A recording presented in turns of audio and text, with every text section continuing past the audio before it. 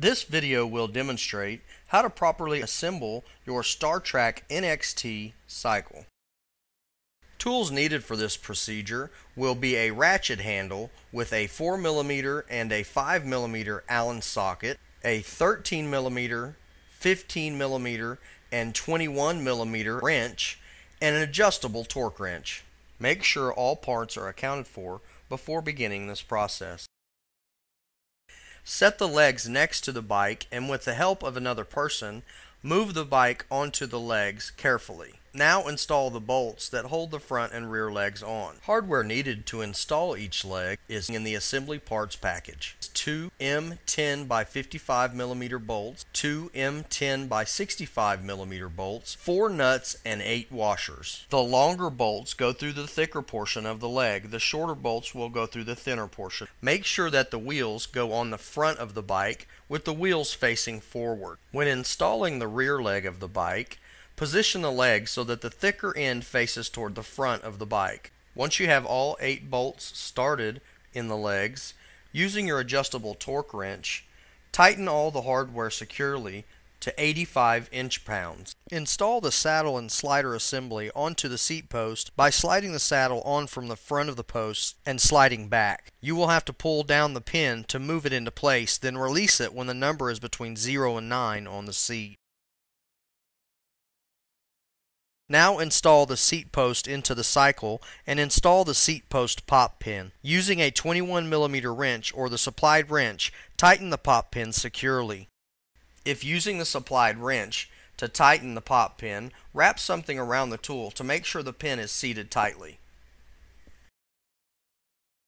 Trying to install the pedals on the wrong side may damage the pedal and the crank arm. There is an L and an R marked on the end of the shaft to indicate the side of use for the pedal. Take caution to attach the pedals to the correct side of the bike. The left and right side of the bike are determined by the rider when they are on the unit. So if you are setting on the unit using it, your left will be the left side of the bike. Install the right side first, as it will turn clockwise to install into the crank arm. Install the pedals onto the crank arms using a 15mm opened-end wrench and tighten securely. Use the emergency brake and or tension knob to help get the pedals good and tight by tightening the tension knob and then putting a downward push on the knob while tightening the pedal. Repeat the process on the left side of the bike, but remember, you will have to turn the pedal shaft counterclockwise to install it into the crank arm on the left side of the bike. Carefully position the handlebar post and slide it into the sleeve until the number 6 is exposed. Now tighten the pop pin so that the handlebar post is secure and install the handlebars to the post. Insert the socket head set screw into the handlebar, start the bolt, and do not tighten it at this time. Now insert the 2 screws into the front of the handlebar and snug them down, but do not torque them at this time. Check for proper alignment of the handlebars using a 5mm hex wrench and tighten the screws. Using a 4mm hex wrench, now tighten the set screw. Once you have all 3 tightened, use a torque wrench to verify that you have installed them all to 60 inch-pounds. Before using the bike, recheck all bolts and make sure they are all tight or tightened to the proper torque specification and no parts are missing.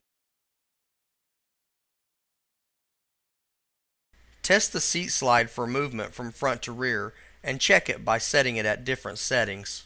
Check the seat to make sure it is level and tight. It does not rotate around or tilt. Test the seat post.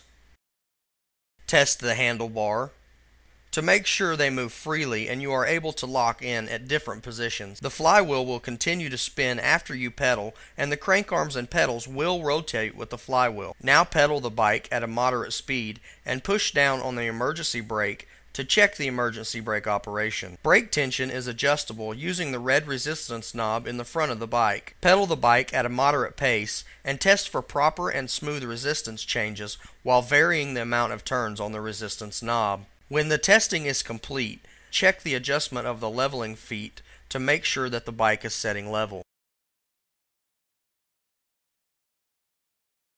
This concludes today's demonstration.